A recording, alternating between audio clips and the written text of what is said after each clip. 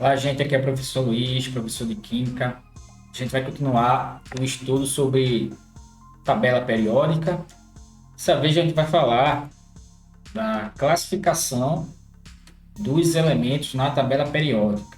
Tá? A gente sabe que a tabela periódica é formada por elementos químicos que são a representação dos átomos, né? Um agrupamento de átomos quimicamente iguais. A tabela periódica atual, os elementos são agrupados em basicamente metal e não metais.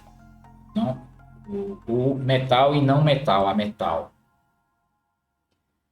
Dentro dos ametais ou não metais, a gente tem uma subclassificação. Aí a gente tem os semimetais, ametais, propriamente dito, os gases nobres e outros. Tá? Então, e o hidrogênio, né, que não seria nem metal nem ametal. Hidrogênio é uma classificação à parte. Hidrogênio não é metal. Então, se ele não é metal, ele faria parte dos ametais e teria uma classificação própria. Então, eu tenho aí essas 5 classificações: os metais, ametais. Dentro dos ametais, eu tenho os ametais, semimetais, gases nobres e hidrogênio.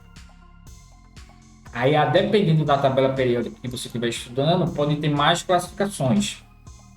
O hidrogênio é um elemento estudado à parte dos grupos, pois ele apresenta propriedades distintas. O hidrogênio forma assim uma espécie de quinto grupo, como havia falado. Os metais constituem a maior parte dos elementos da tabela periódica, basicamente aí 80% dos elementos são metais, tá? Tem o ferro, o cobre, o zinco, o alumínio, são todos elementos classificados como metais. Esse grupo de metais apresenta propriedades físicas e propriedades químicas.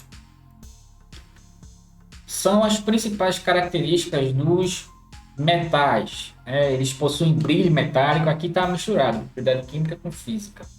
Brilho metálico, são sólidos à temperatura ambiente, à exceção do mercúrio, conduzem corrente elétrica, conduzem calor, são maleáveis, dúcteis, que é a capacidade para formar fios, e tem tendência a perder elétrons. Tá? Os metais, eles se oxidam com facilidade. Tem uns metais que se oxidam com mais facilidade do que outros. Ametais são aqueles outros elementos que não são metais. Então a gente vai ter a classificação, dependendo da tabela periódica, em subdivisões. Né? São 11 elementos classificados como metais, além do hidrogênio também. Carbono, nitrogênio, bromo, selênio. As características dos ametais é basicamente o inverso dos metais. Não possui brilho, não conduz corrente elétrica, não conduz calor, eles quebram com facilidade e têm a tendência em receber elétrons, reduzem com facilidade. Os semimetais, são 7 elementos, é uma divisão dos ametais. São o boro, silício, germânio, arsênio, apresentam brilho metálico, conduzem pouca eletricidade e quebram-se com facilidade.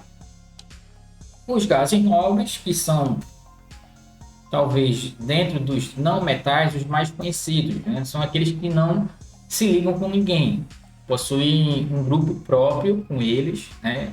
Tem 8 elétrons na última camada, a exceção aí é o hélio, que tem 2 elétrons na última camada, e todo elemento da tabela periódica quer ter a característica dos gases nobres.